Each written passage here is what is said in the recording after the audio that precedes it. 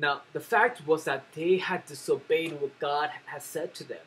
They had said, God has said, but they pressed on to think more of the fruit and the knowledge that brings such pleasure in them, and to forget the words of God that pressed upon their hearts. Sin is the cause that puts such a higher position and lose our focus on God and His precepts. When the serpent said, "You will not surely die," for God knows that when you eat of it, your eyes will be open, and you will be like God, knowing good and evil. In the eyes of a sinner, we do not see you will surely die.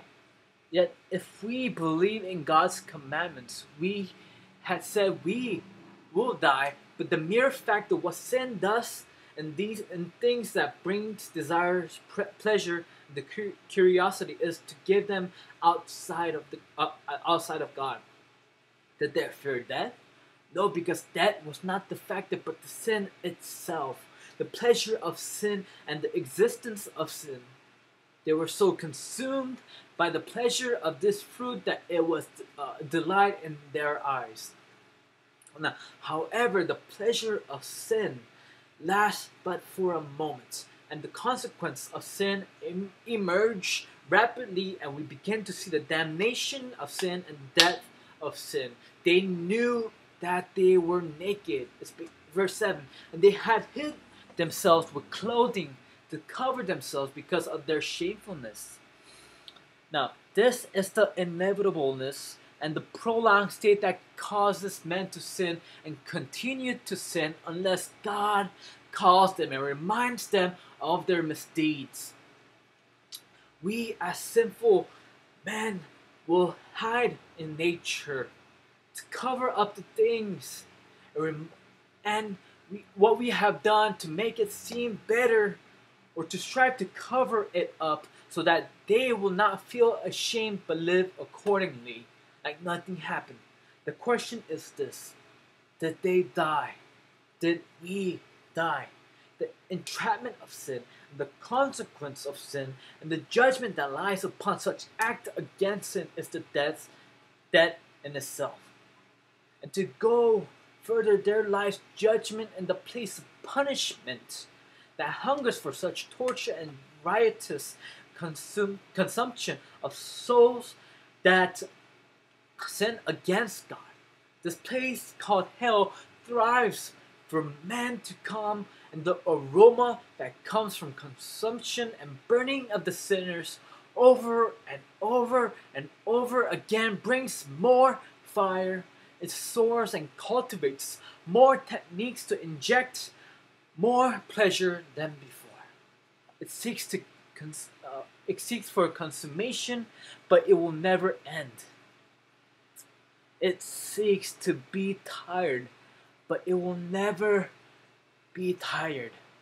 Why is sin so damning, and why such horrendous punishment?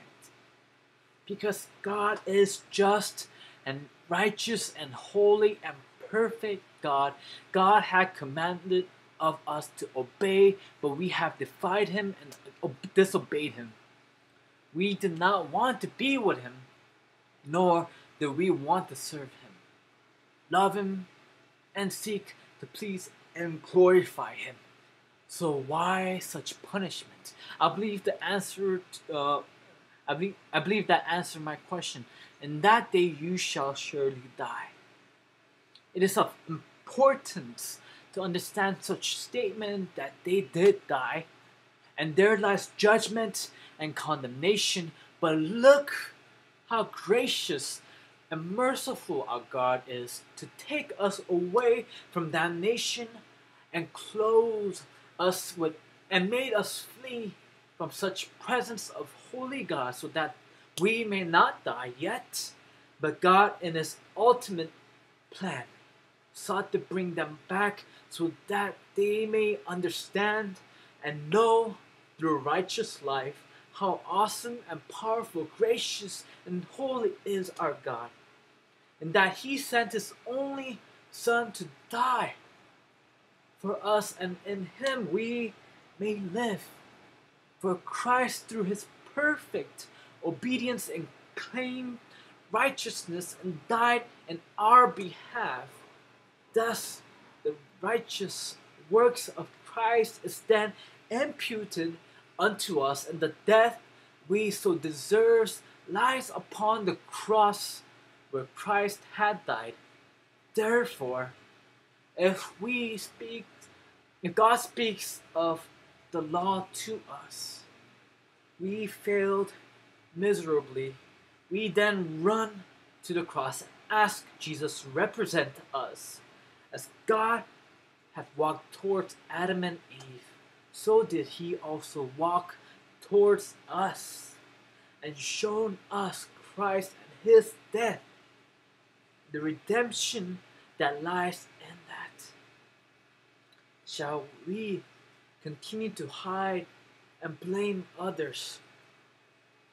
Or shall we run to the cross and at the feet of Jesus to repent our sin and seek forgiveness?